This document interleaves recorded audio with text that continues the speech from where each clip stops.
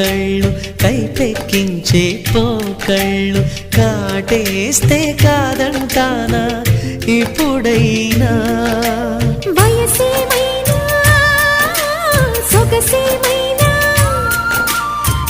మరపించే మనసేమైనా నవ్వు నవరాత్రి నీ కోసం తీసుకువస్తున్నా మైనా ఏమైనావే మన్మథ మాసం అయినా ఎంతైనా ఇది మెత్తని మోసం